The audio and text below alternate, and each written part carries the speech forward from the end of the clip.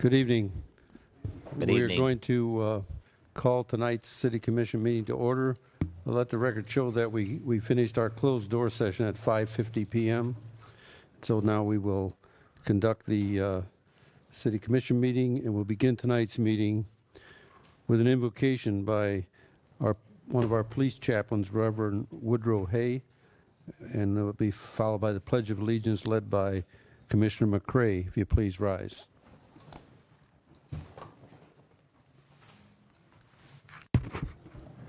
Let us pray. Let there be peace on earth, and let it begin with me. Good and Heavenly Father, we come this evening with thanksgiving on our hearts, thanking you for your love and your mercy. You are the God of creation. You are the giver of life. We entrust these United States into your hands and all 38 municipalities in Palm Beach County. But especially tonight, Father, we ask that you touch us, that we will make the right decision for Boynton Beach and for its citizens and for the good of the whole. We pray, Father, that you will continue to give us the wisdom, let us down in your storehouse, that we may be able to move this city to the next level. And we'll be so careful to give you all the honor and all the praise that you deserve. We ask that in your Savior's name we pray. Let all God's people say, amen. Amen. I pledge allegiance to the flag of the United States of America and to the republic for which it stands, one nation, under God, indivisible, with liberty and justice for all. Please call the roll. Mayor Taylor? Here. Vice Mayor Costello? Here. Commissioner Miller? Yes. Commissioner McCrae? Here. Commissioner Fitzpatrick? Here. All present. Thank you. We have a quorum. We'll go to agenda approval. Any additions, deletions, or corrections to the agenda? There are quite a few items on the agenda that will be tabled, but we'll announce those as we get to them. Motion to approve.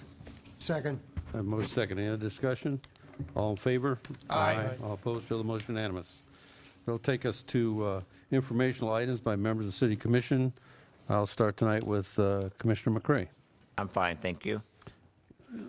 Commissioner Merker? That's it. Nothing. Commissioner Costello? Okay, I have a little something. First of all, I'd like to say the commission meeting, I made a statement about the construction site over at the new hotel that's going up on near Leisureville, and I'm happy to say that the results of our inquiry have been magnificent. Mr. Sevier seems to be getting in compliance with our codes, and it's very encouraging to see that he's becoming a good neighbor to our Leisureville residents. Also on the 6th, along with most of the commission, we attended the art showcase and evening reception hosted by our Parks and Recreation. Wally Majors, all little Picassos and Rembrandts. We were judges, and I'll tell you, to see those from 6 to 12-year-olds, some of the art pieces they put up there is really, really impressive. Great job, and a great program. On the 7th, most of us attended, I think all of us attended the CRA budget meeting to get our budget in line for our CRA district. On the 13th, I attended the Coalition of Boynton West Residential Association. That's our neighborhoods to the west of our city limits here. We keep in close contact with them and keep up on the events, what's going on, and we trade ideas back and forth, which is very informative. On the 16th, I'll tell you a little story here. I was a VIP at the Carolina Ale House. And we get these little VIP cards that come in the mail, and being a very important person, I decided to take my wife and child to show them just how important I was in the community. And as I went to the ale house, I went up to the hostess thing and handed my card. It says VIP, very important person, and I'm Vice Mayor Costello, my family, and she looked at it and she says, "What's this?" I goes, "It's VIP. I'm going to the VIP section." She goes, "That's for the Carolina Ale House." I was in the wrong ale house. So there I have my family all behind me doing, Mr. Important walked out of there with his head slumped down, and rushing to his automobile to go to the right establishment, but it was the so you're never too important, people, to make mistakes. And it was a great celebration. It was the 6th year of the Carolina Ale House on Congress, and some of the city staff was there, the Chamber of Commerce, and it was a good time had by all. So thank you. Mr. Fitzpatrick.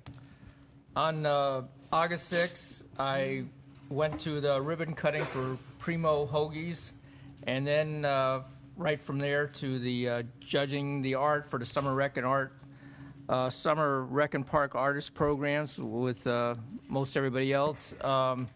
The one I picked, I don't have much confidence in my ability to judge art, but I was happy to see the one I picked also got 2 other awards, so I picked the right one. And then August 7th was like Christmas for me because I went up to the bid opening for the Lake Ida 4.5 acres, the surplus land that the city or county is trying to sell.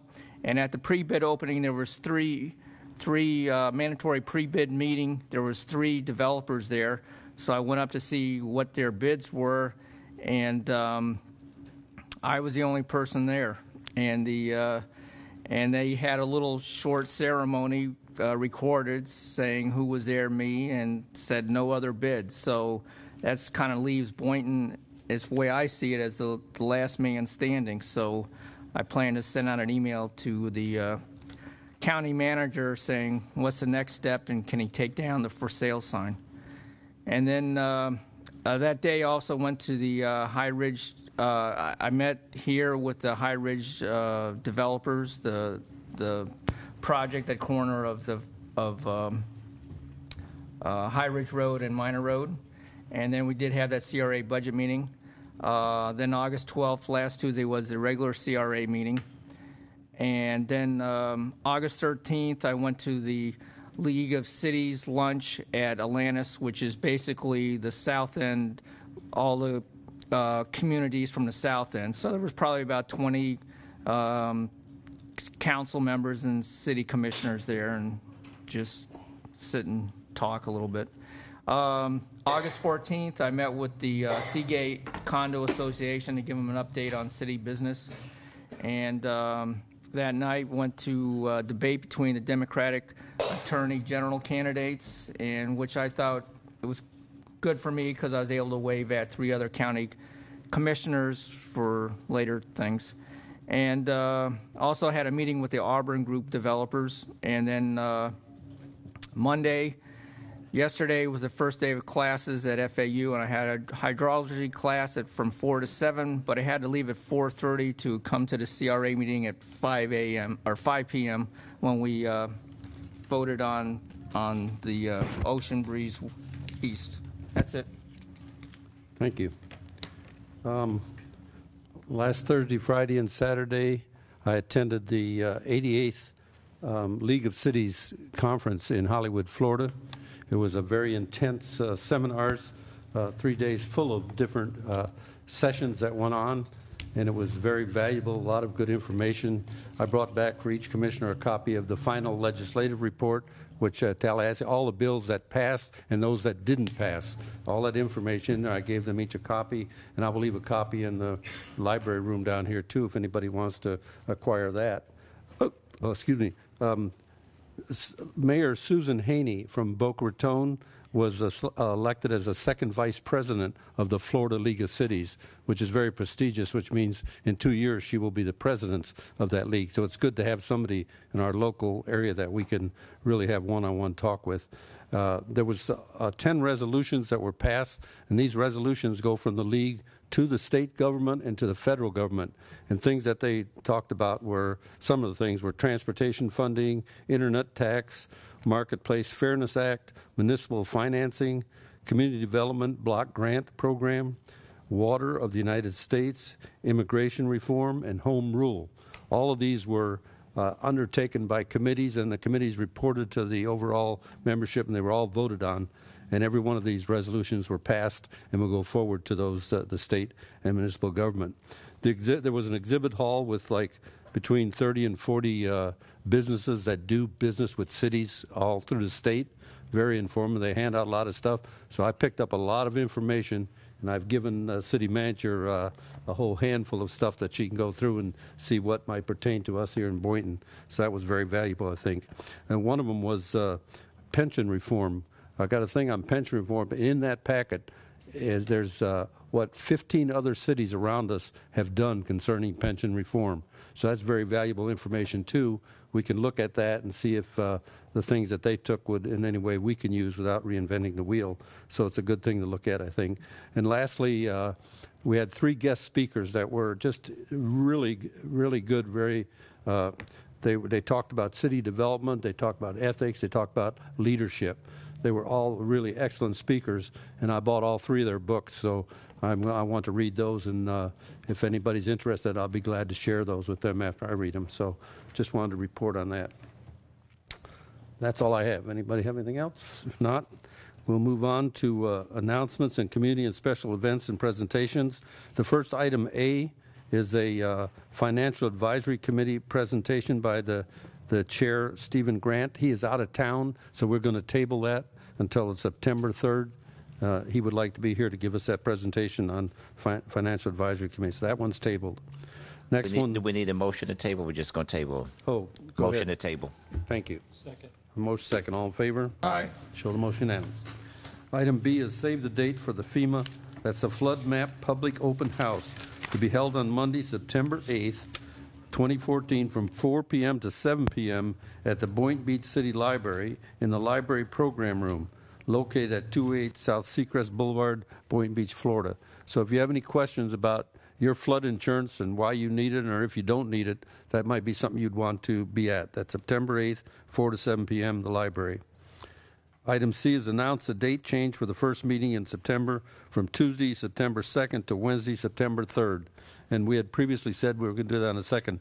We need to announce that's moved to the 3rd because of the Labor Day weekend there. We had to move everything ahead one day. So it'll be Wednesday, September 3rd. Item D is the public budget hearing dates. Time to adopt the fiscal 14-15 budget, millage rate, and fire assessment. Wednesday, 9/3, that's September 3rd, 14, beginning at 6:30 p.m., the first public budget hearing to adopt the proposed budget.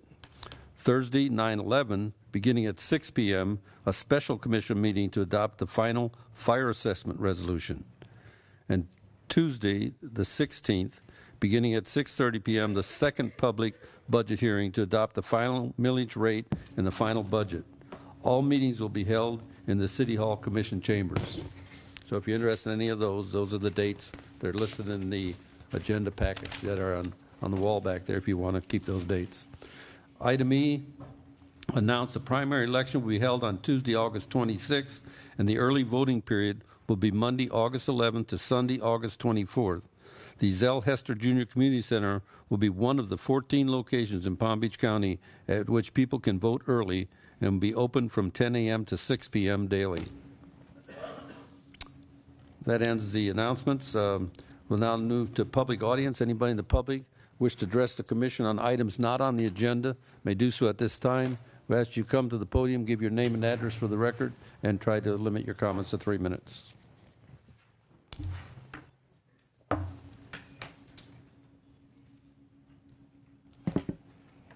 Good evening. Good evening.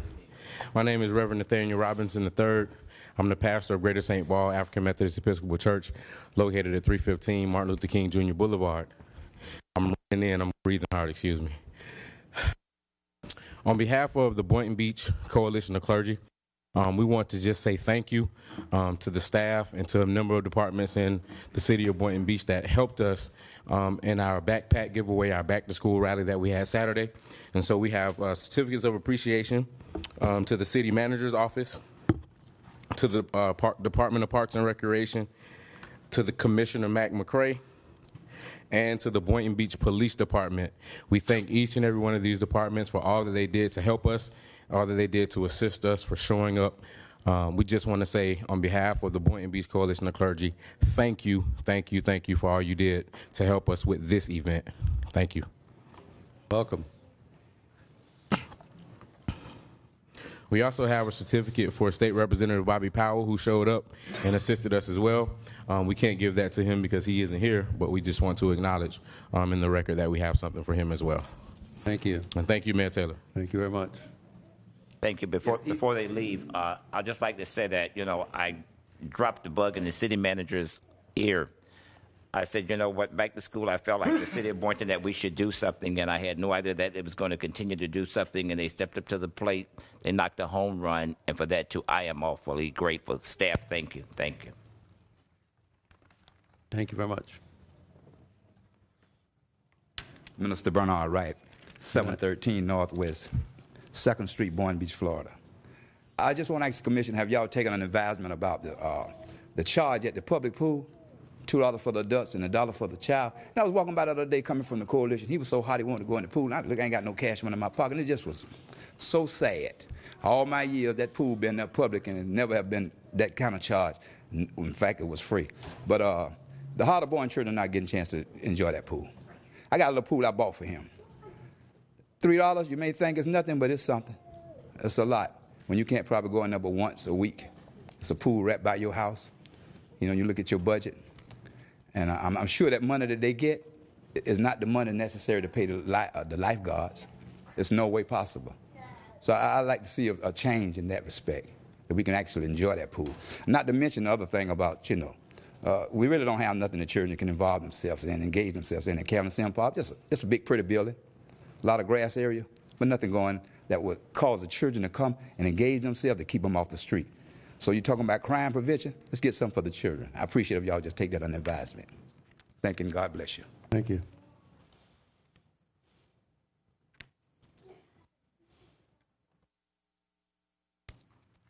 Dan Ross, Schoolhouse Children's Museum.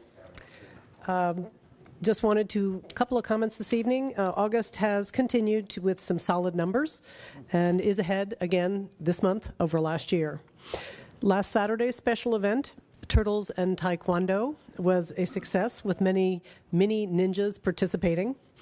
Great Kick Taekwondo School, which is a new business here in the community, did an outstanding demonstration and had quite a few of the young guests actually breaking wooden boards with their fists.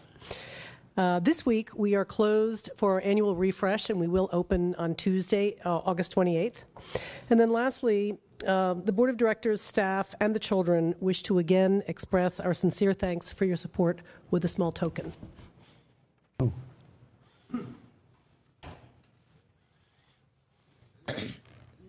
Excuse me, Mr. Blanche, before you speak. Pass them down. Take your time. Take it. Thank you. Take it. Thank you very much. Right. Thank you. Right, Mayor. Yes. I'm sorry that Mr. Wright left the vicinity so that he could hear what I have to say, but there has been some things that has been done at the Carolyn Sims. That was a grant for $5,000. I'm just saying for swimming lessons. I'm just saying for the youth in this community. So I don't want nobody to think that we are not looking at what is happening at the Carolyn, at the John Denson swimming pool. Also at the Carolyn Sims Center, there are things there for the youth. I'm just saying, you know, you cannot get them by standing on the outside. You got to go in and participate. And if you want to talk to me, I could talk to him one-on-one. Thank you. Appreciate you saying that. Dr. Piotr Blas, 113 West Tara Lakes Drive, Boynton Beach, Florida, 33436. Well, it's been some break. I did some traveling around the world and some other things that I will tell you about. I still have over 2 minutes. One, some of you actually invited me to come back and to stand up again for the University of Boynton. So this was unexpected and wonderful because I felt I was the lone voice in the desert. But I think this, first of all, the first step is that the building seems to be saved. You know, all attempts at hooliganism, destroying it or something have been beaten back. So we have the building. We may have to rebuild it with considerable cost, but the building is there. Once there is a building, we are not greedy. You can have a culture center there, a museum, a restaurant. Be my guest. University always fits in. We don't need much room. We just need a lot of ideas. So I think we're winning, and the university is still here. By the way, the university is already functioning, even without the building. Sometimes we meet in IHOP restaurant and some other places, but I assure you the level of research is very high. And I myself do a lot of research every day. In fact, I have filled 2,000 cubic feet of notes, and I think I need some space to put those inventions away. So this is my own news. I definitely want to say that these concerns about the Sims Park and so on, the community, and I know Commissioner McRae is very aware of it, we need to continue to help that community, and I know you're doing it, and I just support it. The final piece of news is a little surprising, and I'm glad that Mr. Woodrow Hay is here, and he's not asleep.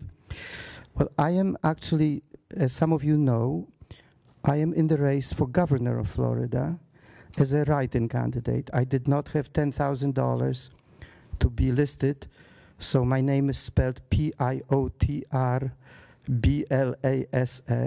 and I know you will all vote for me because I will be a strong voice for Boynton. And I forgot to mention it to Woodrow Hay, but he's on my short list of people I will invite to be lieutenant governor, so he can turn me down. I have some other, but he would be probably my top choice. And otherwise, just God bless you, and I'm back. Thank you. Thank you. Anyone else wish to address the commission items not on the agenda? Seeing none, we will close the public audience and go under administrative, appointing people to eligible members. We have no applicants tonight, so we'll go to consent agenda. Anybody want to remove anything from consent agenda? Didn't hear any? I would, Mayor.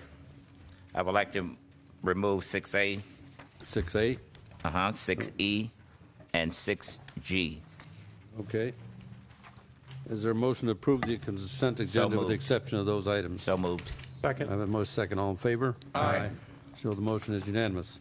The first one, you removed, McRae proposed resolution 14071, authorize city manager to execute an agreement with PaddleAwaySports.com, Inc. for a concession to provide kayak lessons, rentals, and tours from a portion of the designated property at the back of Intercoastal Park for a monthly rental fee of $150 a month. Right. Thank you, Mr. Mayor. I think it should be noted that they was renting this space for $100 a month. It went up $50, and I'm in favor of it going up to $150. With that, I'd like to offer a motion that proposed resolution number RF14-071 be approved. Is there a second? Second. Have a motion second. Any other discussion? All in favor? Aye. All opposed? Show the motion unanimous. Item E, accept the written report to the commission for purchase over $10,000 for the month of July 2014. Commissioner McRae? Thank you, sir. I don't want anybody to think in the audience that we just get these items and that we don't go through and see what is being purchased. I'm questioning the night 6E for $35,000 Stokes Mechanical Contractors by Mr. Colin Groff, a 20-ton condensing unit, and I do need to know, is there a warranty? I don't know if he's here. Yeah, he's here. He's here. Yeah. Colin Groff, Utilities Director. What was the question again? I apologize. First of all, I need to know, for the $35,000 that was spent, Stokes Mechanical Contractors for the 20-ton condensing unit, is there a warranty? And if so, how long? Yeah, it's not my area. I mean, I authorized it. We have. Can we get back to you? We'll get you an answer. I'm sure there is a warranty. There's a manufacturer's warranty. It was a brand I thank you for telling me that you authorized, but I think that when staff is authorizing things, that they should go ahead and read a little further. Right. I'm not trying to pick on you, sir, but we need to have a full thing. Once you all come before us, if we ask a question, we do need to get answers. I do anyway. But anyway, since you said you're going to get back with me, hopefully tomorrow morning. We'll get back with you on the warranty. Thank you. Motion to approve. Is there a second? Second.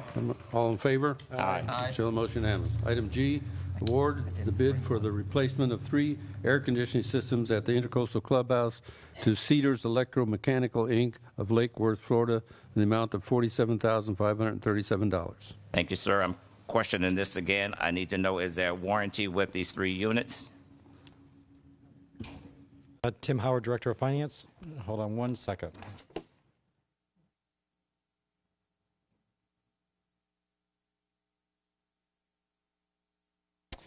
There's a 1-year warranty on the parts, 5-year on the compressor, and 1 year for the labor.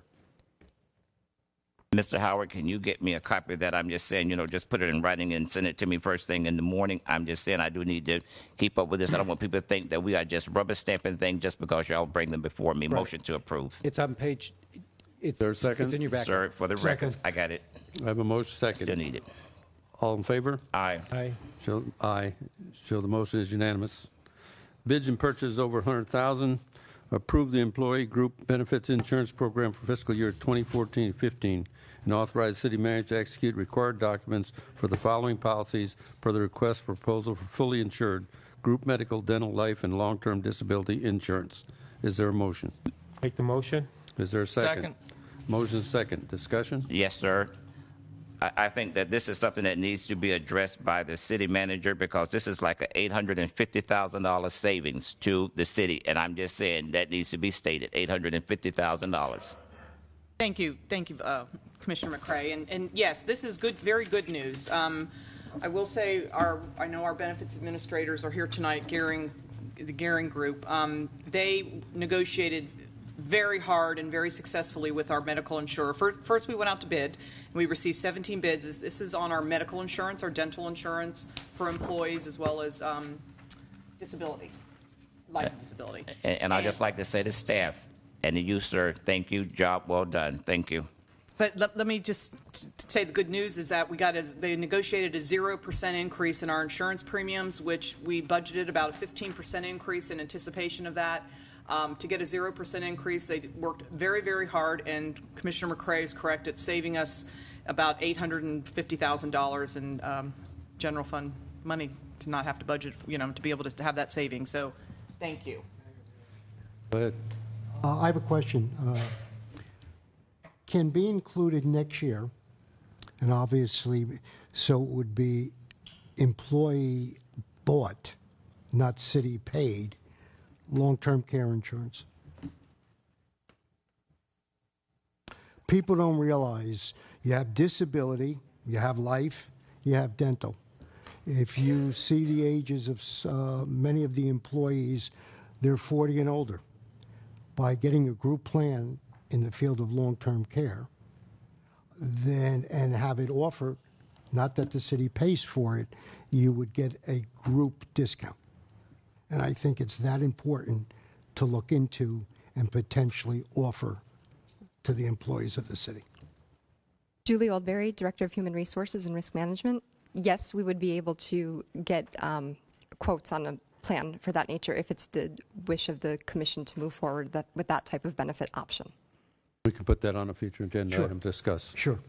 Okay, thank you. Thank you. Mr. Mayor, with that being said, I'd like to offer a motion at this time that I could summation all three of these together and just go ahead and offer a motion that all three be approved. Yeah, I did have a motion and a There is a second second. already. All in favor? Aye. Aye. All opposed, show the motion unanimous. This takes us to public hearing 9A, B, and D. And A and B is being tabled. However, before we get a motion to table, does anybody in the public wish to comment on this? It will be brought back on September 3rd.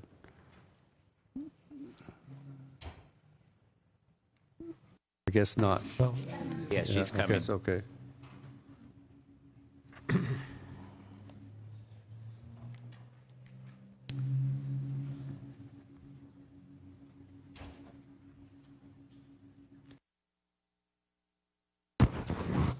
Good evening. My name is Randy Flank. I live at Cedar Ridge, 115 Spruce Street.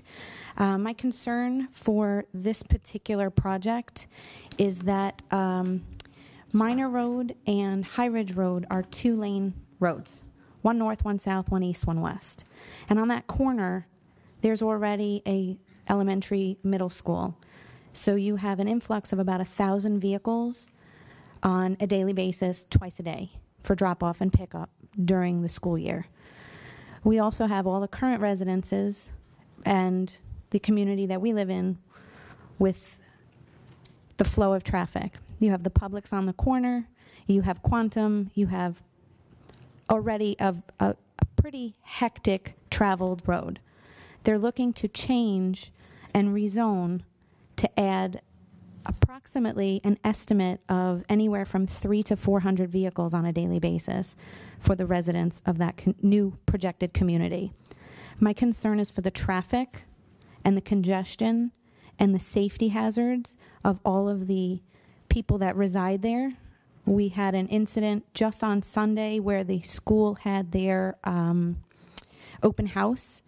There was not enough parking for their students, and there were people stuck in the sugar sand and children walking on the street. There's no sidewalk. So I understand with the proposal of the new development and community that's going on there that there will be a new sidewalk, but my concern is not only the traffic to that area, but the overflow. And I know that one of the agenda items is a reduced parking per unit as it is, due to the projected green space, etc. So I really hope that somebody can shed light on what the plans for the traffic patterns and safety for that area is going to be. Thank you. Commissioner Sella, you want to say something? Yes, just to note that that's my district, and I've been having discussions with the developer up there, and as we speak now, they're doing a traffic analysis up there to see just what the issues are and what the problems could be. So that's why we're tabling these two items to give the developer some time to get this study in, and so we can get some statistics and numbers back, so we know we have make an informed decision. So we are addressing this. Were any of you present this weekend for the actual open house, or has anybody intended on coming for the first week? I can tell you for the last 2 years, I drive every morning and every evening. My daughter goes to Lake Worth Christian School. So I am well aware of the issues in that intersection there, and I hear you very loud and clear. Thank you. I would just say that we don't approve anything without traffic studies and traffic reports back. So we will have that. We'll have that knowledge about what the traffic capacity is on those roads before we do prove anything. Yeah, but I understand the schools up there, but I can tell you now, school just opened yesterday, and if you went to any school, you'll find backup at almost every school with people coming to drop off kids and things like that. That's not just that school, it's every school in the city that happens, but go ahead. Understood. However, the in coordination to that school is this new development with an influx of approximately 300 to 400 more vehicles on a daily basis going to that same half mile. I understand. Thank you. Yeah. Hi, my name is Walter Vosberg. I'm a Cedar Ridge resident. I live at 107 Spruce Street, and I'm just here really kind of to back up the same thing that Randy had just talked about. And I actually brought a little bit of information for the panel, if you don't mind taking a look at it real quick. Hand it there and we'll pass it down, or leave it. Well, just leave it with her and she'll make copies and we'll get it. Leave it with her and they'll make copies and get it to us. I took these photographs on Sunday when the school, had its opening, and the pictures and the way I laid it out will show you just how much of a problem parking is going to be. Now, I understand the school is going to be building additional parking on their sports complex that they plan on developing. My question is, does anybody know how many parking spots they're going to be putting in place there? We will know that, but we're not discussing that tonight because we're going to table it. We're just getting input from you now. Okay. Tell us what you think, and then that's all we can do tonight. All right, not a problem. Then I just want to, reinforce Randy's side that we're just totally against this, just for the parking and the traffic congestion that it's going to create. The access to High Ridge Road is very tight. It's a single lane road each way, and Minor and Hypoluxo and Gateway are the only three entry points. And we're going to end up with a massive traffic jam there. There are days when you have to sit at the light at Gateway or Hypoluxo, okay, coming from High Ridge, through 3 or 4 traffic light signal turns if you're going to make a left-hand turn, okay? And it's just going to get worse. If they add another 200-300 vehicles with this new development, I can definitely foresee a traffic light at Minor at some point, Minor and High Ridge at some point in time, and then we're going to be down to gridlock all the time on that road. It's going to be horrendous. Thank you. So that's it. Thank you.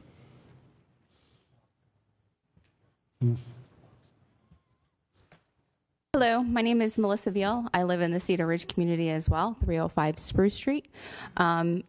I'm opposed to exactly what they've spoken about, but more importantly, I don't like the fact that we're taking single-family homes and changing it into a rental community.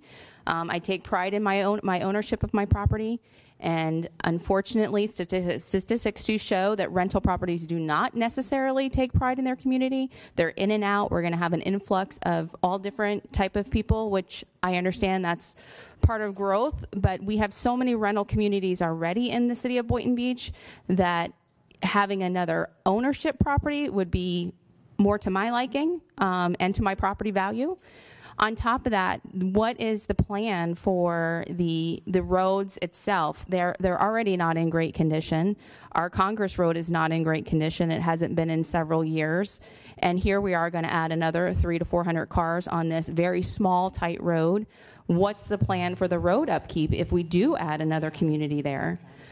It's very concerning when it's the last several years it's deteriorated, and here we're looking to put increased traffic on it, and there's doesn't seem to be any plans to fix things. So what is the city's plan if you're going to increase the amount of traffic flow to maintain this road? As it stands, it's not really being maintained. So that's why I'm here today. Thank you. Thank you. Hi, I'm Stormy Rosa, and I've been at Cedar Ridge, 17 Pepperwood Court, since Joe Basil built it about 17 years ago. I teach next door at Lake Worth Christian School. I teach 6th through 12th grade. Our school goes from pre-K to 12th, and we have a little bit over 400 students. Our school is a lot like the Chancellor Charter School in that 90% of our kids come by vehicle. Also, at the other end, we have a preschool where, of course, they can't walk, so they all come by vehicle too. The charter school only services a handful of kids in our development, just like Lake Worth Christian. Right now we only have 2 kids walking from Lake Worth Christian. And so they too, 90% of their kids are either car or bus.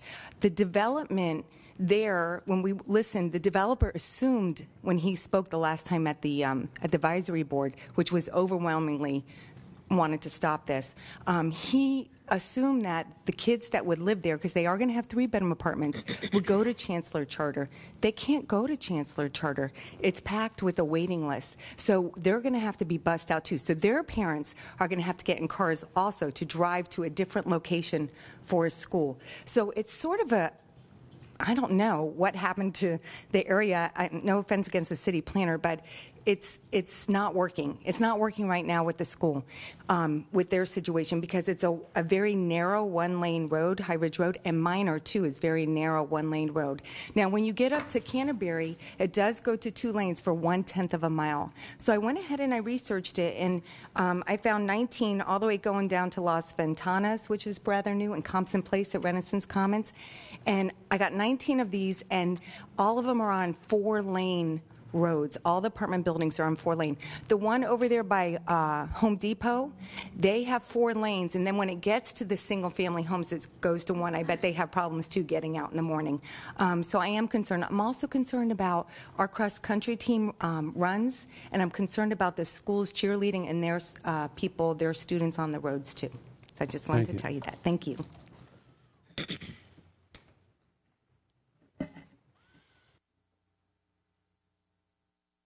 Hello, my name is Kelly Shulo. I live at 7621 High Ridge Road, which is directly on the Toon Rain Road, right across the street from Lake Worth Christian School. And when I found out about this, I was extremely upset. I understand that there is a need for housing in South Florida, but our road is not the place for this. I have lived on High Ridge Road, on the actual road, since 1999.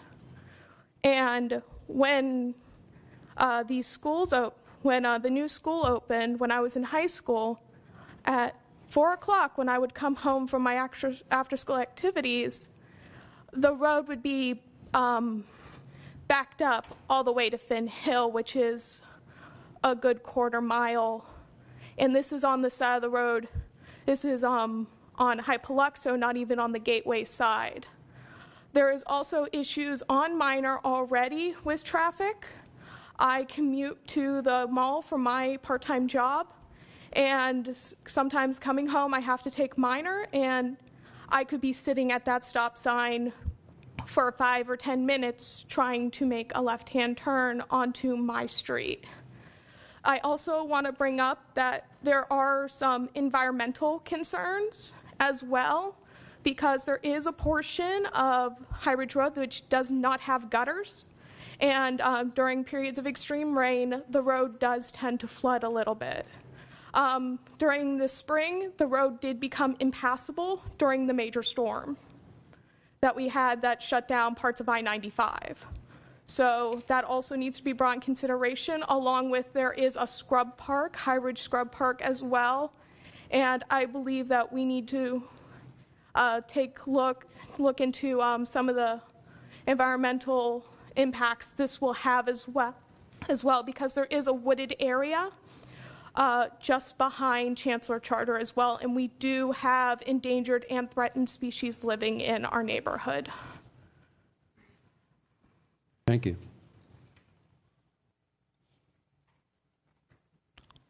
My name is Danny Underwood, and I live at 28 Maplewood Court in Cedar Ridge Estates in Boynton Beach, which is a little bit northeast of this planned project. And I'm totally against the project.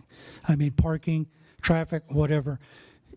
The City Commission agreed in 2005, 2007, sometime around then, for 110 homes on 18.4 acres there. The developer's already sold 4.5 of those or 5 of those to the school. Now he wants to sell 4 more. So now he wants to come in, or the new developer wants to come in and put 184 units on less than 9 acres, less than half of what was there before. And I don't understand why the city would agree to that when you've already approved it for 110 homes. There are enough rental properties going up in the city of Boynton Beach right now on Ocean Breeze East, which was just approved last night, and also along Ocean Avenue and Federal Highway. Those will be apartments and townhomes. I would think that the City Commission and the residents of the city of Boynton Beach would want a nice single-family home community that close to downtown Boynton Beach. All of the single-family home communities are going in out on Jog Road, Lions Road, West Boynton Beach. I'd also like to address the traffic. The developer will come in like he came to our meeting last Thursday night and tell you about the $5 million he's going to contribute to the city of Boynton Beach in taxes. Well, I don't know how much I've contributed to the city of Boynton Beach, but I can tell you my taxes at my house have been an average of $3,000 a year for the last 18 years that I've lived there. That's $54,000. You multiply that times the 34 residences in Cedar Ridge Estates, it comes out to $1,836,000. I would like to see the City Commission to do something, not just on promises and on projections, but on what people who are citizens and are residents are doing right now. And that doesn't even include the taxes that went to Palm Beach County on the townhomes that are in our community. Furthermore, for the parking, that before the Planning and Zoning Commission reduced the required parking, they needed 388 parking spaces for 184 units. They have 325. 380, they have 325. They're short 55 or something in that span. We were told at our meeting where we invited them to come to speak, and also at the Planning and Zoning Committee, that some of the people that are living there will not be driving. They will be children. Those children will have visitors. They will have parties. They will have birthday parties. They will have family members over. Where are these people going to park? As far as the traffic situation that you have right now, the last 2 mornings, people for the charter schools for some reason are not governed by the school board. Therefore, they think they're not governed by anybody. The last 2 mornings I've been out there, parents stop in the middle of High Ridge Road when the traffic stops. Policeman stops to let traffic out, and they let their kids out in the middle of High Ridge Road. I was out there this afternoon. They pick them up from High Ridge Road. It is against the law in the state of Florida to pick up or to discharge children from a public road, to pick them up at school zones and everything. Also in our community, Cedar Ridge, When that was developed, we had to set aside 2 natural areas. We have to maintain those natural areas. They are in our budget. We pay for them every year to maintain them. The City of Boynton Beach sends out Mr. O'Halloran, I believe it is, to look at them, make sure we're doing a proper job and keeping them maintained. There are no natural areas in this community. There might be some green grass. There are no natural areas. I don't understand why new developments coming into the city can get by without doing what other communities are already here that have already been paying bills or have already doing. Thank you very much. Thank you.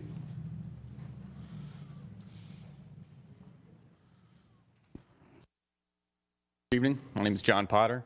I live in Cedar Ridge as well, 19 Pepperwood Court. I've only been there since January, as opposed to several of the people that have been such long-term members there.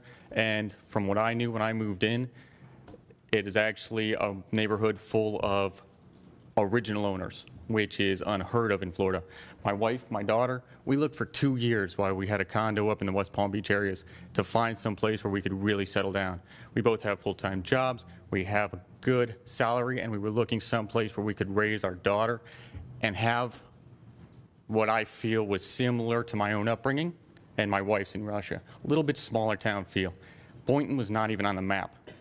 I'm going to speak my mind here and the honesty. That's because Boynton, from being here since 2004, did not have a fantastic reputation for family living at all. Schools supposedly were no good. The neighborhoods were supposedly no good.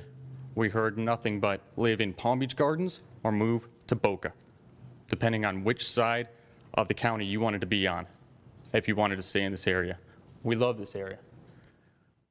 When I look at your mission statement and I see to create a sustainable community, the first thing I think is, why would we take a perfectly accessible, zoned out plot for single family homes to look for new residents like myself and my family, young people that will contribute, plan to be here for the next 20 to 30 years to bring money into this community, to stay here, to raise children that could provide generational support for this community. Perhaps even one day I might get to be a venerable citizen as yourselves and join a council.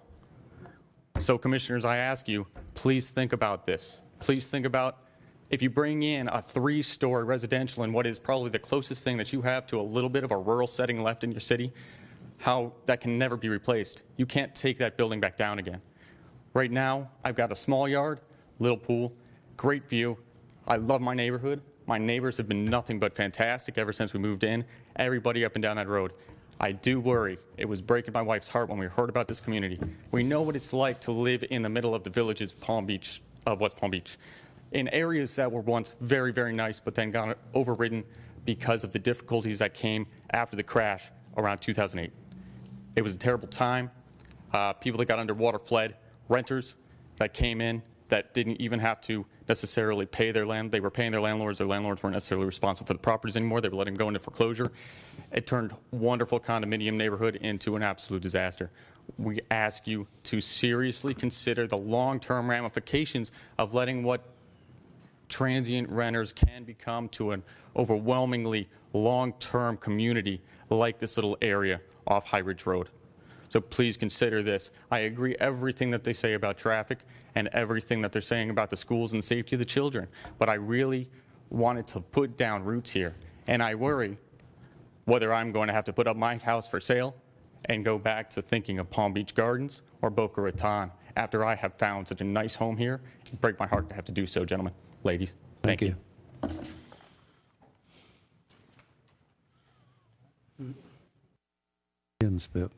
Once again, Dr. Piotr Blas, 113 West Tara Lake Drive, Boynton Beach, Florida, 33436.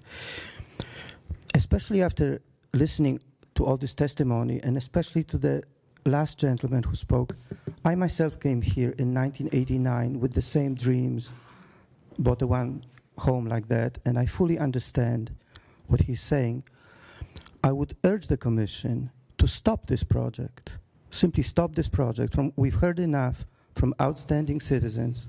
No money is worth undermining, these family houses, the beautiful schools, and so on. As you know, I am a candidate for mayor and governor and so on. I feel compelled to speak about this. I don't live there, I live nearby, but I do love this city.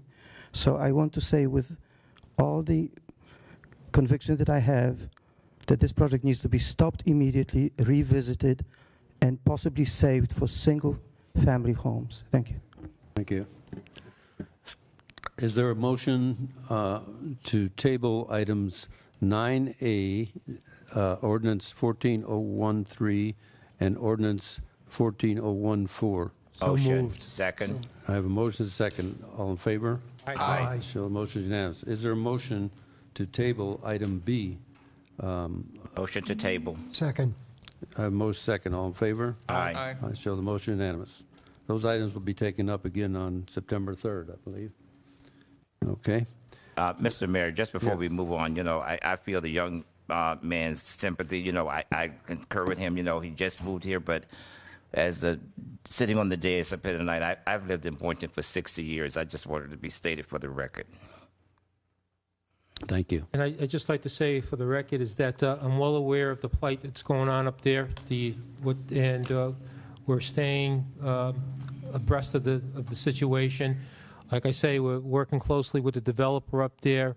We are having a traffic study done, and that will be coming back to us so we can make these informed decisions that we need to make. But I understand it. I travel that road every day. Item C, once we table something, we're not supposed to discuss anymore on it, so I'm going to move on. Just for the record. Item C, approve request for the Women's Circle rezoning of subject property from C3 to C2 neighborhood commercial located at 910 through 918 Southeast 4th Street. Applicant is Sister Lorraine Ryan, the Women's Circle, Inc. So moved. Second. Moses second. Anybody wish to address this issue? Mayor, as they come up, let me read the ordinance by title. Thank you. It's ordinance 14015, an ordinance of the city of Boynton Beach, Florida, regarding the application of Lorraine Ryan of the Women's Circle, Inc., amending ordinance 02013 to rezone a parcel of land located at 910 to 918 Southeast 4th Street, as more fully described herein from community commercial district to neighborhood commercial district, providing for conflict severability and an effective date. Anybody have any questions for the developer that's here? I don't. I have a motion and a second. Please call the roll. Commissioner Merker? Yes. Commissioner McCray? Aye. Commissioner Fitzpatrick? Yes. Mayor Taylor? Aye. Vice Mayor Casella? Aye. The vote is 5-0. Okay, next item D is the major site plan modification. We ask that that be tabled to Motion to September table. 3rd. Motion to table. Second. A motion is second. Any discussion?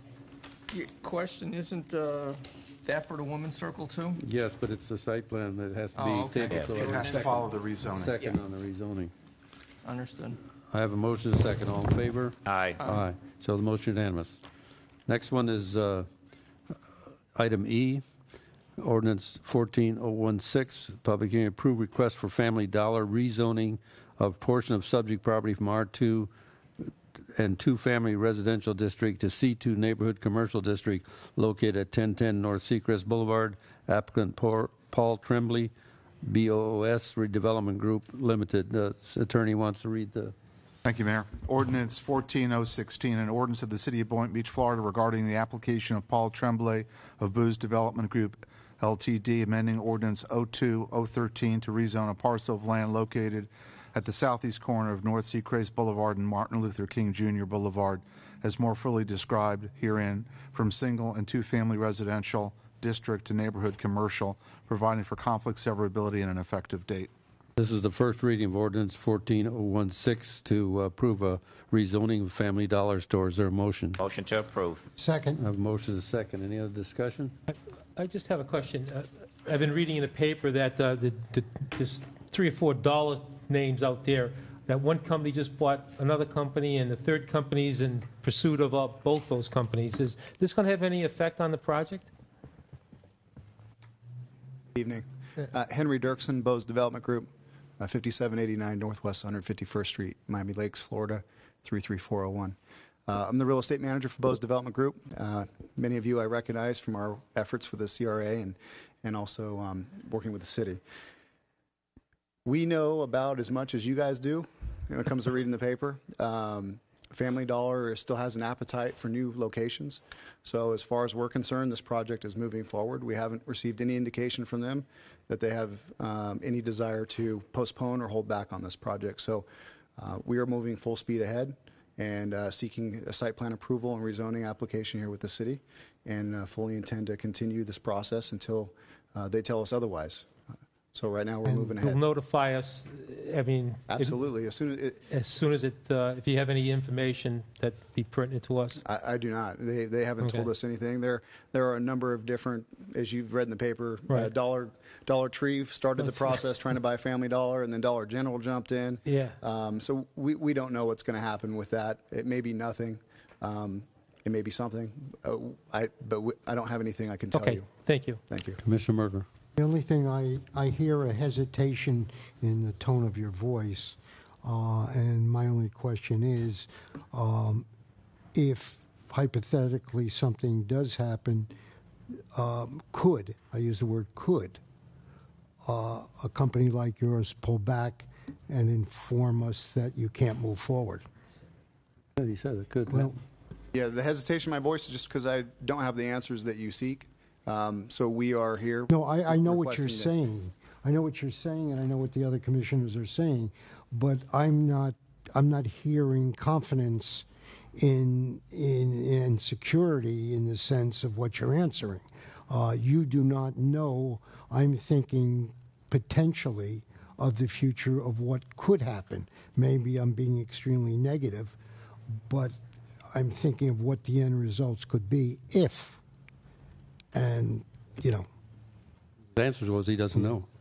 Mr. Mayor. Yeah. Yes, sir. Thank you. I'd just like to make a comment. You know, the idea is I do understand what the paper has been saying. I'm fully aware of that. But the idea is that somebody's at the gate wanting to buy it. I'm just saying, I don't feel like we should start getting negative feelings. I'm just saying I think that you all should go full speed ahead, do what y'all supposed to do. Bring back if y'all have anything other than that. You know, you have my blessings. Thank you very much. I have a motion and a second. I believe we had a motion, didn't we? You had a Please motion. call the roll. Commissioner McCray, Aye. Commissioner Fitzpatrick. Yes. Mayor Taylor. Aye. Vice Mayor Casello. Yes. Commissioner Merker. Yes. The vote is 5-0. Okay, the next item F is the new site plan for that same building, and we want to ask a motion to table that to September 3rd. Motion to table. Second. Most second. That so it'll be heard along with the second rezoning reading. I have a motion second. All in favor? Aye. Show the motion. Any objections? Show the motion unanimous. Thank you. Thank you. Next item is G, approve for the community design plan appeals in conjunction with requests for the construct. Oh, no, we got to table that one, too. Motion to table. Second. Motion is second. Any other discussion? All in favor? Aye. Okay, next one is the Boynton Beach Utilities Monthly Operation Report to Commission for August. We want to table that one, too, because we want more time to prepare that report. Is there a motion to table? Excuse me, his report is ready. He's ready. Colin's ready. He's ready. Oh, I thought you told me we needed to table this morning. No, he's ready. Oh, okay. I'm sorry. He Sorry. You've been tabled? I'm wrong. Right. No, we didn't. Nobody made a motion. No. He just wasn't ready for me. I'm just saying he's ready now. You said you did I some wasn't more ready for the warranty question. I am ready for this one. time. Okay, very good. Go ahead. Go for it. Colin Groff, Utilities Director. Thanks for allowing us to come and present this. This is a first of a report that you will see monthly to try to give you high-level information on how the utility is operating and how we're serving customers. To provide information to go to your constituents if they have questions. We are hoping to present this monthly to you with updated information each month, and then quarterly actually come to the commission meeting and present it if you so wish. It basically is just a report of some measurements that we measure the utility to see how well we're doing. And we have 7 or 8 measurements that we measure. And we also have a little capital project update, so we'll update that every month. And all of this information will be posted on our website and other places, so it's available to everybody who's interested. Okay. Uh-oh. Excuse me, before Next you slide. go. No, next slide. Next Before you go, slide. is that presented two together? Because they told me you changed fonts. I did, but obviously it's not as clear as I thought it was going to be, so we're going to keep working on it. All right. I read it fine. All right. Can you change slides? Thank you. The first item that we want to measure, the first thing that we're doing in utilities, is we're trying to change the culture on safety to make safety the #1 priority for our employees in the field. So we always start off with all of our meetings with a little safety briefing for our employees to talk about what to do that day and what to do in that meeting if there's an emergency. And the reason is we want to measure safety. So one of the ways we want to measure safety is called the RIR, which is the recordable incident rate. It's an industry standard number that across the industry is used, so we can measure ourselves against other utilities that have the same rate. And it's basically the number of injuries per 100 employees, lost time injuries or injuries that require medical attention per 100 employees. The utility, again, we're going to present good and bad information. The utility has not done great on this, although we haven't had any serious injuries, but we have had some injuries. So it's a focus of the utility to work on reducing those injuries. To date, our rate is about 2.5. Industry leading utilities have a rate below 1. Now, what this means is this actually affects our costs because it does affect the cost of lost time for workers. It affects medical costs. It affects workers' comp costs and other costs that the city has. So we want to really drive this number down. And the way we're going to do that is through more training, focusing on injuries that we're having, tracking those injuries so we know what's causing them, and doing our best to reduce those because we don't want to see our employees hurt, basically. I mean, that's really what the outcome of this is make sure they stay healthy and they can keep working. So that's the first measurement. We're not doing well this year, although we do anticipate hitting the target of 2 by the end of the year. We're hoping. At least we're doing some work to try to hit our target of 2, and that number will go down every year until we reach that industry's leading number of below 1. The next area we look at is treatment operations, and we really look at 3 measurements to see how are we doing in treatment. And my slid off the table. Sound like work. Now Yeah, it works. sound like work. The first thing we look at is a consumptive use permit, and that's really a measurement of our compliance with our permits and plant reliability and how the plant's working. And we're doing really well.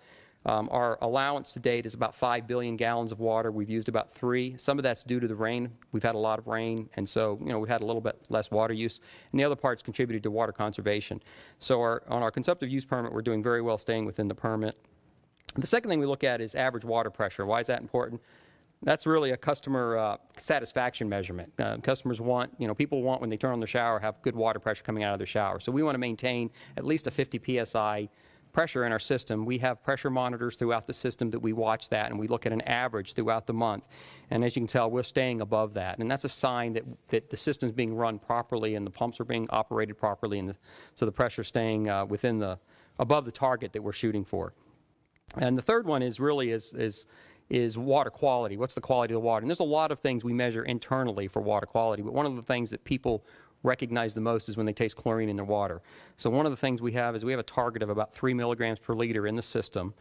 And so we measure that, and we measure it throughout the system to make sure. And you can see it goes up and down a little bit because chlorine is a little bit, it's stable, but it will go up and down based on the quality of the water coming out of the ground. But we're staying within the mean of between about 2.5 and 3.5, and we're keeping it in the place where people should not be able to taste it in their water unless we're doing the free chlorination, which we do announce once a year.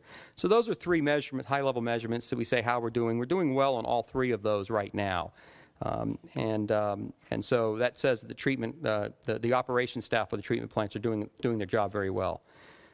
The next area is the field operations. These are guys in the field that fix the pipes, maintain the pipes, change out the meters, fix valves, fix leaks, and whatever else comes up out in the field. And a couple things we want to look at is unplanned outages. And that's when you're a customer and you're getting your water goes off and you don't know why because nobody told you it was going to go off. Those are unplanned outages, usually caused by breaks. We have a goal. We want less than 30 customers a month impacted by those unplanned outages. We're not reaching that goal right now, but we're working on some things to do to reach that goal. We do identify anything that impacts more than 30 customers, a single break. We do a root cause analysis of it, what caused the break, what can we do to prevent it in the future, how can we do a better job, and we use it to identify projects. We just had one this week that we identified an area that has some service lines that need to be replaced, and so we're going to do that project within our rehab budget that's authorized every year to replace some services, and that will eliminate the opportunity for those breaks in the future, because the break we had this week actually impacted about 100 customers. So we don't like to do that. So we're going to try to do some things to prevent those. The next thing we measure is, which we're doing very, very well on, is sanitary sewer overflows. That's what SSO stand for, and that's sewer coming out of the system. We've had 1 this year to date. That's very good. That's in the top top quartile of water and sewer utilities. So it's a very good thing. That tells you the guys are maintaining the sewer system, the sewer collection system very well. They're keeping it clean, they're keeping it TV'd, they're maintaining their manholes, and they're doing what needs to be done to keep that sewer flowing to the sewer plant. And the last one we're measuring is customer trouble calls, and this one's a little bit different, but this is the data we had going back because we wanted to look at how are our trouble calls going coming in from our customers. And you can see it went up through 2012, fairly linear up. And recently, in 13 and 14, they've been going down. So basically what that tells me is our system is more reliable now than it has been. So we've been doing some projects to make the system more reliable, which means we have less problems and less people calling us. We really want to drive that number way down, and we're going to do that through more customer communication, more electronic communication, more ways for customers to communicate with us before there's a major problem that they have to complain about. And so we're trying to drive that number down. And the other thing is the maintenance. We have a lot of projects coming up that will fix some of the old areas. And we'll talk about a couple of those in a second that'll really lower these number of calls. So again, these are just three numbers that says, are we doing a good job in the utility maintaining the system? And most of the numbers are good except for the unplanned outages. And I really believe over the next year, you'll see that number go way down because we are replacing a lot of the real old water lines that are breaking. Why is the trouble calls going back up in 14 from... It is going up a little bit. We're still analyzing those numbers. This is our first report. We're going to continue looking at that, and I'll have more answers for you next month when we have a little bit more data. I'm trying to get about 6 months worth of data to look at really what is the trend for this year. Is it going to be high or low? Because this is to date, and we've had a couple of major issues. Some of these are from the floods. So we did have the floods, and we got a lot of calls from that, and we got a lot of calls after that. So that drove the number up a little bit. That's not the only thing. Okay. I think we do have some old sections of town that we're getting ready to do projects in, and that is causing some trouble calls that we're going to address, hopefully quickly. But yeah, that's a good question, and we're going to give you more data as we.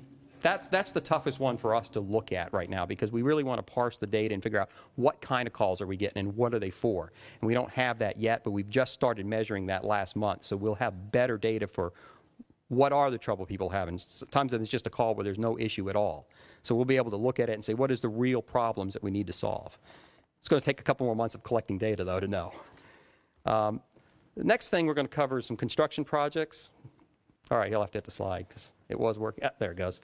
These are the projects, the major projects. We have multiple projects under construction. I tried to pick the ones that are over about $500,000 in budget to cover, and some of them are pretty important. The first one is the Central Seacrest Corridor neighborhood improvements. And that's the big project that has been bid, it's been awarded, and construction will be starting in 4 to 6 weeks. We're going to setting up some community meetings. We'll be meeting with a lot of the neighborhood over the next couple weeks, getting them ready for that construction. And that's going to address a lot of the old water line that we have. The raw water main segment C is the last segment of the big water plant project that we're building to meet our consumptive use permit, and that will be bid in a couple of weeks, 3 to 4 weeks. Lake Boynton Estates, that's the one I wanted to talk to you about tonight. That one is actually starting. The construction trucks and tractors will be rolling next Tuesday. Our community meeting is Monday. This one, the contractor wanted to get a quick start because it's the same contractor working on Central Seacrest. So we did some work to get some community meetings ahead of time. Tomorrow and Thursday, door hangers will be hung out with letters, brochures, and information about the project. We're posting some signs this week. So that one's starting fairly quickly, and it will go fairly quickly. The contractor has a very good schedule. He's doing about 4 blocks at a time, finishing it, and he'll be doing the restoration as he finishes the blocks. So there won't be, so while there's disturbance, there'll be construction going on, and when construction's done, everything will be finished. So that was the plan we've put in place by several blocks at a time. The rest of these are under construction. We have a new master pump station being built at Pence Park. The water meter project is almost finished. We're closing in on the last set of meters being installed and the last bit of tweaking on the radio system to make that work. So that's almost finished. And then on Oak Street was one of the areas that flooded. We're almost complete with that project. That project's almost completed to fix that flooding issue on that particular street.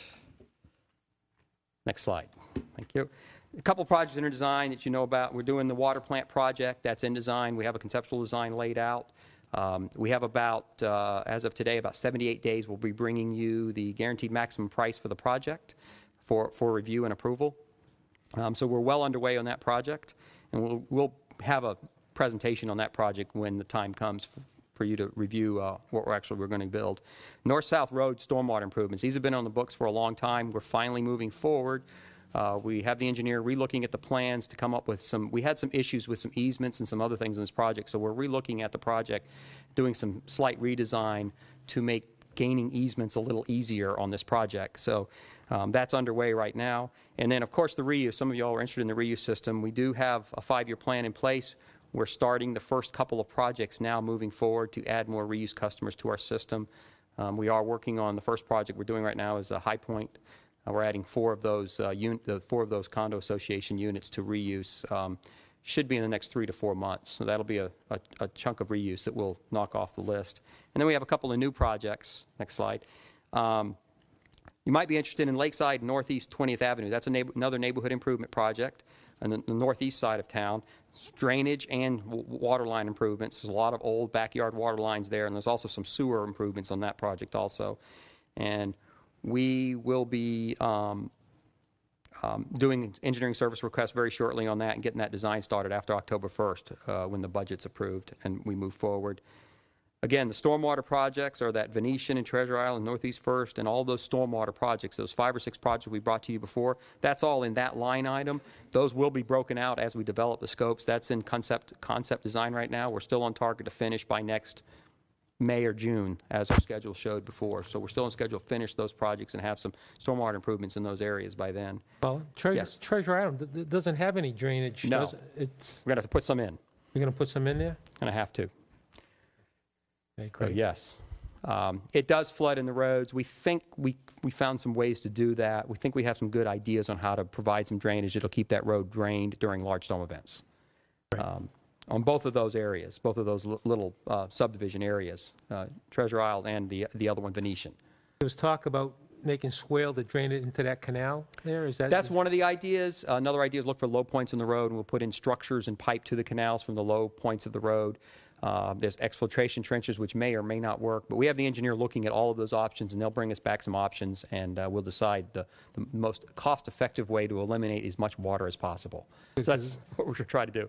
But yeah, it could be swales. I think our preference would be some piping rather than swales in that neighborhood. But as long as I don't get another call from Mrs. Gillian. We're going to work on that to make sure. And then, again, another new project coming up is the sand castle. It's still sand. It's Sand Castle. It's the. Thank you. The D keeps showing up. It's in the budget listed that way. We need to get the budget sheet changed to spell it correctly, but we will work on that. And then the big one we have in the northeast area is the east heart of Boynton area, which has there's a lot of intersections there that flood. We're going to do a study of the whole area to determine where are the best places to spend that money on to fix the intersections that really need to be fixed in that area. So we're going to do a full stormwater study first to find out really where the major problem is, because it does back up in several intersections there, and we're not really sure exactly what's causing it. So we're going to do a little bit of study first, find out, and then we'll work forward with a project to correct it. The last slide, second to the last slide, this is one of the ones that I like to look at, because this tells me how we're doing as a utility financially. And what we try to do is we try to compare the last 2 years, dollars per 1,000 gallons treated for water and for wastewater for treated, delivered, and then our customer service part of it. And so we look at just dollars per 1,000 gallons. And what does that tell us? It tells us how we're performing financially to provide the water and sewer service to customers. We don't have a stormwater metric on this yet. We're working on one. Stormwater is a little bit different because it's a flat fee every month. So we have to work on a little bit different measurement. But as you can see, if you can look through those numbers, we are on target to meet our goals this year on our costs. We're actually targeting about a penny less per 1,000 gallons on water, which is good. That means we're doing some things to make water a little more efficient. And we're trending right on target, but about a penny less than budget also on sewer. So a penny doesn't sound like, but that's a penny per 1,000 gallons, and we've sold 3 billion gallons already to date. So that penny adds up to some savings. And then the last part is just some financials on the capital dollars. Our budget this year was about $40 million, but there were some projects that have been delayed. Mainly the water plant project has been delayed, so that's why that money has not been spent. So that's moving. That's really why that's only $4 million and not closer to the budgeted amount, because these projects have been delayed a little bit. But we're moving forward now with the projects. And then just real quick, this is how customer communication is important to us to make sure our customers know what we're doing. And we did have a very good flood preparedness workshop. Some of y'all were in attendance. I think it went very well. We did see about 11 HOAs there, people representing about 11 HOAs, and we were able to, 3 or 4 had some issues within their HOA that we've been able to help them with and guide them in the right direction, especially on privately owned drainage systems that they have to maintain. So we gave them some help. We're also trying to post as much information as we can on our Facebook site and then send out Twitter feeds for road closures and all that. So if you're not following, when you want to know when we're going to close a road or when we have a water break, you can follow our Twitter feed and it'll tell you when those things are happening. So with that, take any questions you might have. Okay. Hey, take him first. He's the Okay. youngest. How many employees, when you're talking about the, the injuries and stuff, how many employees does this utilities department have? 131. Okay. Are there any permitting problems on Treasure Island dumping untreated water into the canal system? That's part of the engineering study. There are some exemption rules in place that allow you to provide stormwater drainage on existing areas. We're not going to be adding any new impervious or anything new. It goes to the canals now. It just goes after it floods somebody. We're looking for a way to go before it floods somebody. And we're not, like I said, we don't really, there's a couple of different ways to do it. Some of them will provide some treatment. And so we're looking at all those ways. We may do a combination of some exfiltration trenches and piping and just do a combination so we do get a little bit of treatment. Because if we can get some treatment, that's good for the canals. So if we can squeeze it in, we will. But these are existing neighborhoods with very small lots and not a lot of room to work in. So. Thank you. First of all, I want to say that you answered the question on incidents that was targeted. I appreciate that. I'm one of your best critics. I'm just saying, I want to tell you, first of all, thank you for getting something together and bringing it to this commission so we know what we are doing. Don't keep smiling. It's going to get worse. Okay. You used this phrase, you said, your customers, but sir, they're our customers. They're our. You work with us. They're our customers. This one is directed to the city manager, and I'm just saying, this is something that, I think that we need to be doing like once a month on all departments that can come up with something. We had a guy that was criticizing John Denson Pool, Parks and Recreation. I'm just saying we need to showcase all of our departments here in the city. We got too many nice things that we are not aware of. And by you all showcasing what you all are doing, when we come to the budget, I can make an informed, educated decision saying that you all are not spending our money foolishly. Lori, I think that was a good head start. Please, let's keep it up. Thank you. Thank you. I would just say that I think a presentation like this would be good quarterly. If you want to do a monthly thing, you could do that and just send it out in paper to the commissioner. But I think to do a whole show like this, I think quarterly would be plenty of. That's what we're suggesting, because there's not a lot of change month to month, but quarterly there's enough of a change to see some differences. Absolutely. That's what I suggest. Oh, I'd just like to say, since you're fairly new on board here and you're doing a great job, I think you really hit the ground running. You got some great projects going on, and you got real easy into this job as far as getting on board with it and getting up to speed. So thank you. You're welcome. Thank you. That's it, I guess. Thank you. All right. Okay, next time we go to new business under legal. Item 13A, second reading and public hearing. Approve the emergency medical service ordinance to establish the new fee structure and rates for emergency medical transport services by Boynton Beach Fire Rescue Department. The city attorney would read the ordinance title. Thank you, Mayor. I'll try to make the titles as exciting as Colin's report.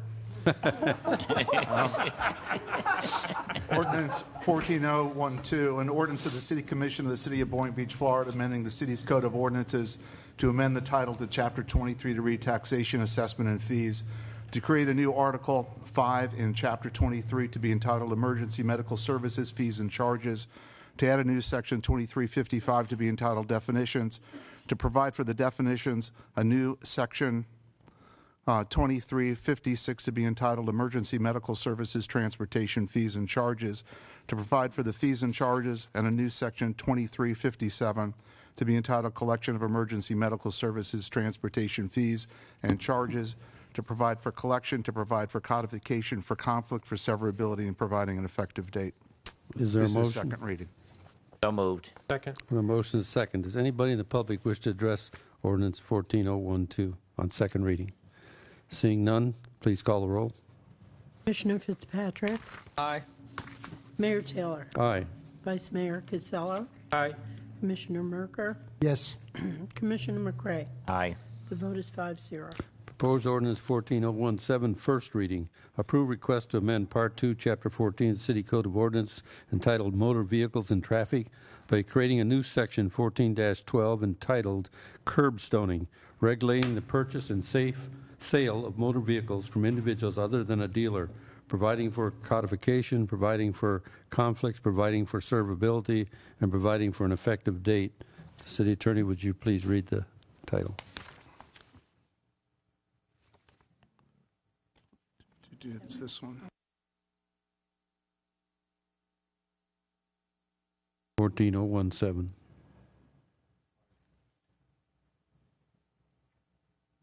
Moment, Mayor, we have a titling issue here in the numbering.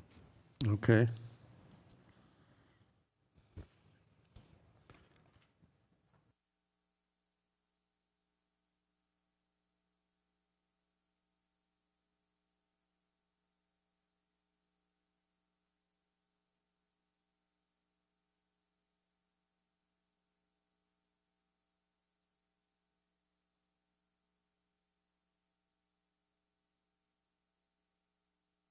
Here we go.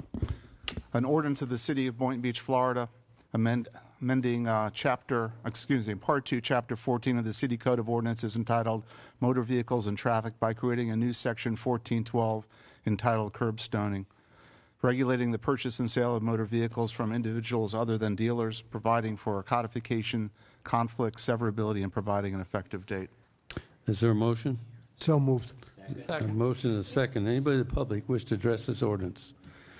Hearing none, I just want to say, though, that I have discussed this with the city manager, and this is a really something new that's going to be happening in our city. Many times when you ride around the city, one of you may be familiar with where the Dunkin' Donuts is on Federal Highway. Across the street, there's an empty lot, and you will see sometimes 2 and 3 cars parked there with for sale signs in them. Or even on Federal Highway where you can park by the Women's Club. I've seen cars parked there all weekend with a for sale. What this ordinance is doing and saying, you can't do that anymore in this city. If you put your car out there anywhere on a public lot or something and put a for sale sign, you're going to get it towed and you're going to be fined $100. That's what this ordinance is saying. Now, I've asked the city manager that we put some kind of a warning period out there because it's new. So we don't want people to say, well, the city did that, I didn't know about it. Well, we're going to give you a warning period, maybe 60, 90 days, whatever you think is appropriate, and then we'll put it into effect. So you wouldn't be charged the first time, you'd be warned. But the city is going to do is to clean up our city because it's all over the city. You can find people put their cars out there for sale and park them on public streets and stuff. Yes.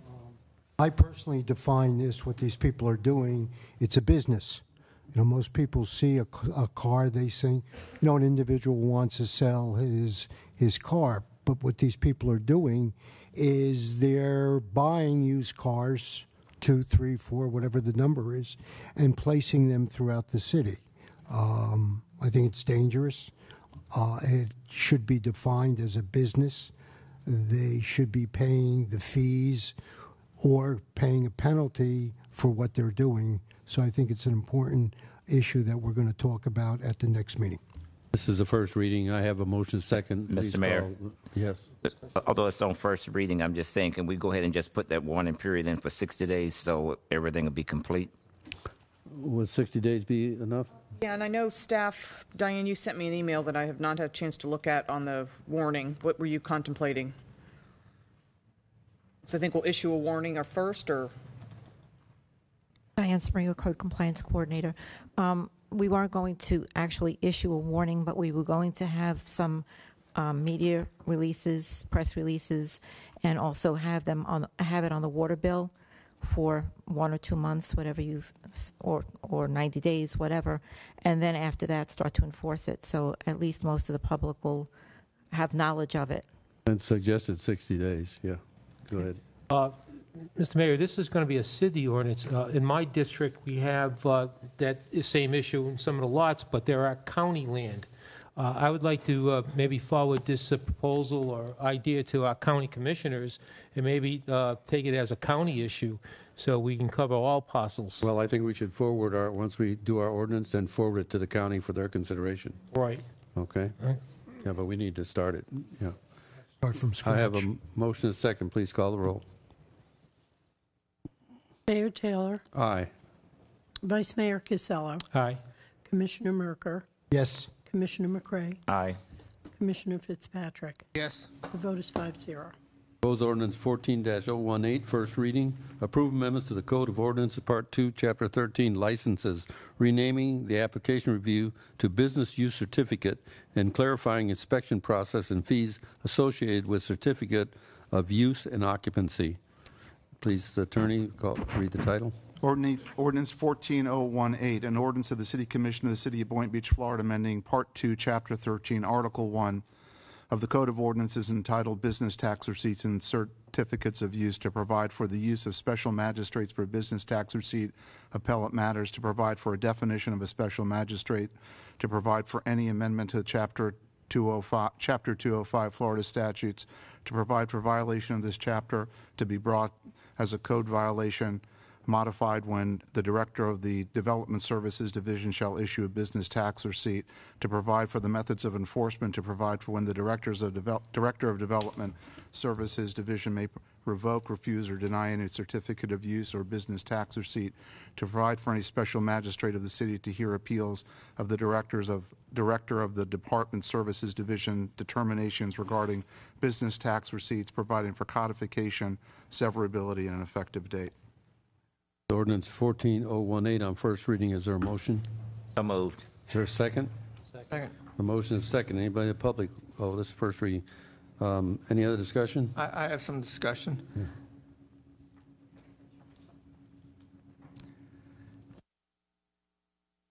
Hi, Nancy. As we've discussed in the past, so is this what we were looking for as far as being able to, if somebody's violating something, be able to pull their tax, to be able to pull this license and they would have to stop, or what? Good evening, Nancy Byrne, Director of Development. We already have a revocation clause for business tax in the code right now as it exists. So if there are illegal activities associated with a business, we go through a revocation process to release the business tax. As soon as they rectify the condition for which they were cited, they can reopen the business. The purpose of this is to, number one, guarantee that should at any time the state take away the city's right to tax businesses through the business tax receipt, we retain a process to examine the uses that are coming into the city. So we will examine the use for the zoning code and we will examine the use under the building code. That's that business use certificate that we're referring to. It will replace what we're now using as our business tax receipt application. We're just swapping out the name of that sheet.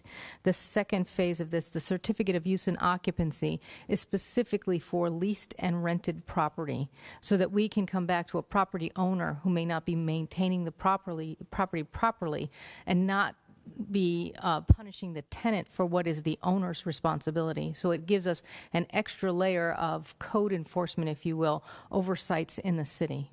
So this is going to help code enforcement? Yes, it is. Greatly. Try to, eliminate slumlords that provide really substandard housing to some degree to people that are living in rental units. That Housing and commercial. And commercial, right. But it will help code compliance. So it's going to help code compliance, and it's to ensure local landlords. Keep it away from the legislature. Yes, exactly. Home rule. Home rule. There you go. Thank you. Please Catching call this again. Please call roll.